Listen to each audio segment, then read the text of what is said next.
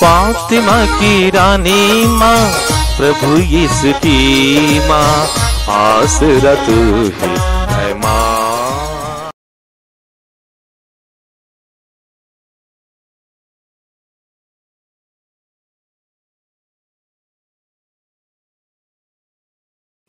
पहला पाठ नबी मलाकी का ग्रंथ, अध्याय 3, पद संख्याएं 1 से 4 तक।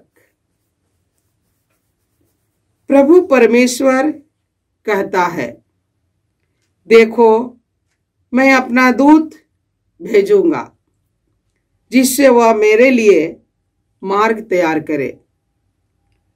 वह प्रभु जिसे तुम खोजते हो अचानक अपने मंदिर आ जाएगा। देखो विधान का वह दूत जिसके लिए तुम तरसते हो आ रहा है। कौन उसके आगमन के दिन का सामना कर सकेगा? जब वह प्रकट होगा तो कौन टिकेगा? क्योंकि वह सुनार की आग और धोबी के खार के समान है। वह चांदी गलाने वाले और शोधक करने वालों की तरह बैठकर लेवी के पुत्रों को शुद्ध करेगा और सोने चांदी की तरह उनका परिष्कार करेगा। तब वे योग्य रीति से ईश्वर को भेंट चढ़ाएंगे और प्रभु परमेश्वर प्राचीन काल की तरह यहूदा और यरूशलेम की भेंट स्वीकार करेगा। प्रभु की वाणी। ईश्वर को धन्यवाद। भजन अनुवाक्य। वह महाप्रतापी राजा कौन है? प्रभु ही वह महाप्रतापी राजा है। वह महाप्रतापी राजा कौन है? प्रभु ही वह महाप्रतापी राजा है। हे फाटकों, मेहराब ऊपर करो, ए प्राचीन द्वारों ऊंचे हो जाओ। महाप्रतापी राजा को प्रवेश करने दो। अनुवाक्य। वह महाप्रतापी राजा कौन है? प्रभु ही वह महाप्रतापी राजा है। वह महाप्रतापी राजा कौन है? प्रभु ही वह महाप्रतापी राजा है। वह महाप्रतापी राजा कौन है? प्रभु ही वह महाप्रतापी राजा है, समर्थ, शक्तिशाली और पराक्रमी। अनुवाक्य। वह महाप्रतापी राजा कौन है? प्रभु ही वह महाप्रतापी राजा है। वह महाप्रतापी राजा कौन है? प्रभु ही वह महाप्रतापी राजा है। ए फाटकों, मेहराब ऊपर करो, ए प्राचीन द्वारों ऊंचे हो जाओ। महाप्रतापी राजा को प्रवेश करने दो। अनुवाक्य। वह महाप्रतापी राजा कौन है? प्रभु ही वह महाप्रतापी राजा है। वह महाप्रतापी राजा कौन है? प्रभु ही वह महाप्रतापी राजा है। वह महाप्रतापी राजा कौन है? वह महाप्रतापी राजा विश्वमंडल के प्रभु है। अनुवाक्य। वह महाप्रतापी राजा कौन है? प्रभु ही वह महाप्रतापी राजा है। वह महाप्रतापी राजा कौन है? प्रभु ही वह महाप्रतापी राजा है। दूसरा पाठ इब्रानियों के नाम संत पौलुस का पत्र, अध्याय 2, पद संख्याएं 14 से 18 तक। परिवार के सभी सदस्यों का रक्त मांस एक ही होता है, इसलिए यीशु भी हमारी ही तरह मनुष्य बन गए, जिससे वह अपनी मृत्यु द्वारा मृत्यु पर अधिकार रखने वाले शैतान को परास्त करें और मृत्यु के भय से दास्ता में जीवन बिताने वाले मनुष्यों को मुक्त कर दे। वह स्वर्गदूतों की नहीं बल्कि इब्राहिम के वंशजों की सुध लेते हैं। इसलिए यह आवश्यक था कि वह सभी बातों में अपने भाइयों के सादृश्य बन जाएं, जिससे वह ईश्वर संबंधी बातों में मनुष्यों के दयालु और ईमानदार महायाजक के रूप में उनके पापों का प्रायश्चित कर सकें।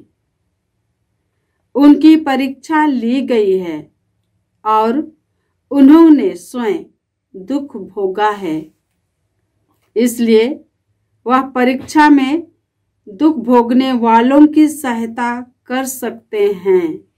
प्रभु की वाणी। ईश्वर को धन्यवाद। जय घोष।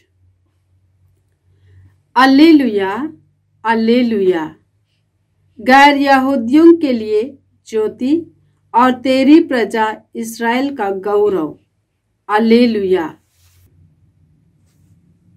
प्रभु आप लोगों के साथ हो और आपकी आत्मा के संत साथ। लूकस के अनुसार प्रभु यीशु ख्रिस्त का पवित्र सुसमाचार।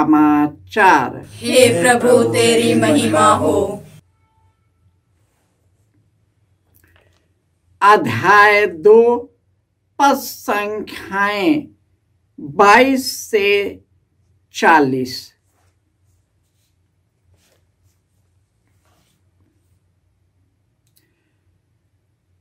जब मूसा की संहिता के अनुसार शुद्धिकरण का दिन आया, तब वे बालक को प्रभु को अर्पित करने के लिए यरूशलेम ले गए, जैसा प्रभु की संहिता में लिखा है, हर पहलौठा बेटा प्रभु को अर्पित किया जाए।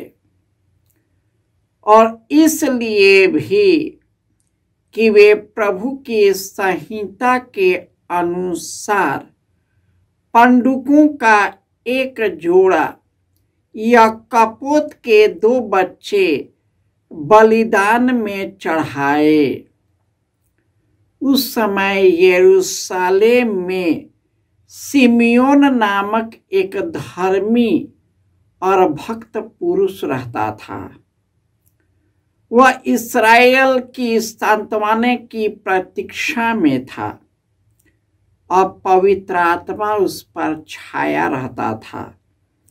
उसे पवित्र आत्मा से यह सूचना मिली थी कि वह प्रभु के मसीह को देखे बिना नहीं मरेगा।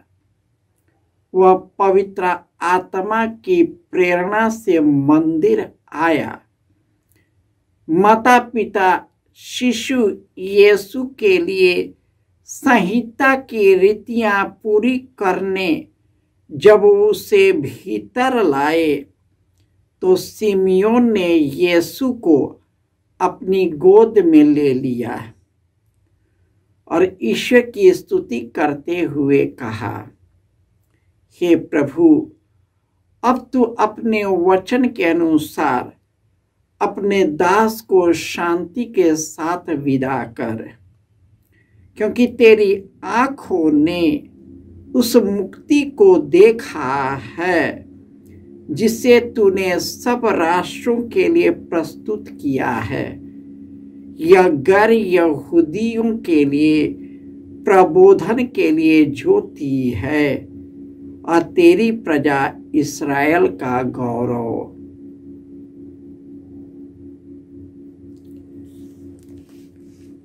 यह प्रभु का सुसमाचार है। हे क्रिस्त तेरी स्तुति हो। ख्रिस्त में प्यारे भाइयों और बहनों, आज माता कलीसिया प्रभु यीशु का समर्पण का पर्व मनाती है। वह प्रभु जो महाप्रतापी राजा है, समर्थ शक्तिशाली और पराक्रमी राजा है, वह प्रवेश करता है क्योंकि वह विश्व मंडल का ईश्वर है। धन्य है वे जो उनके मंदिर में प्रवेश करने के लिए उसकी राह देखते हैं। परिवार के सभी सदस्यों का रक्त मांस एक ही होता है। इसे प्रभु यीशु हमारे लिए हमारे ही तरह मनुष्य बन गए और उसने मृत्यु के रास्ते से जाकर मृत्यु पर राज करने वाले शैतान को परास्त कर दिया। अब मृत्यु के भय से उसने हमें मुक्त कर दिया है और हम ईमानदारी पूर्वक उस महाप्रतापी राजा के पास चले जो हमारे बीच है। सिमियोन जो यीशु की प्रतीक्षा करता है, अन्ना जो 84 वर्ष से वह विधवा और निसंतान थी, उस सांत्वना की प्रतीक्षा में थी और ये दोनों दिन रात प्रार्थना करते थे, उपवास और तपस्या करते थे, मंदिर से नहीं निकलते थे। यही कारण है उन्होंने उस महिमा को देखा जो पवित्र आत्मा ने उन सबों पर प्रकट किया था। और जो कोई उसके दर्शनों के लिए तरसते हैं, ईश्वर उन्हें अपने दर्शन से उन्हें आलोकित करता है और हम लोगों को भी आलोकित करता है। यीशु अपने आप को इतना दीन बना लिया कि वह एक दास का रूप धारण किया और हमारे जैसे एक बन गए। पाप को छोड़ सब बातों में हमारे सदृश्य बने। मां मरियम सन जोसेफ अपने पहलौठे बेटे को मंदिर में समर्पित करने के लिए संहिता के अनुसार उनको समर्पित करता है और जैसे ही वह मंदिर में प्रवेश करता है, सिमियोन उसके बारे में भविष्यवाणी करता है। बच्चे को गोद में रख लेता है, उसे छाती से लगाता है, उसका हृदय गदगद हो जाता है। वह कहता है कि हे प्रभु, अब तू इस दास को अपने पास ले चल, क्योंकि मैंने तेरी महिमा को देख लिया है। इस महिमा में मुझे प्रवेश पाने दे। अन्ना जो 84 वर्ष से समाज का दुख और दर्द को सहते हुए ईश्वर पर भरोसा करते हुए उसके मार्ग पर चलती रही और ईश्वर ने उसे महिमान्वित किया। उन्होंने ईश्वर का दर्शन किया। धन्य है वे जो ईश्वर के दर्शनों के लिए तरसते हैं।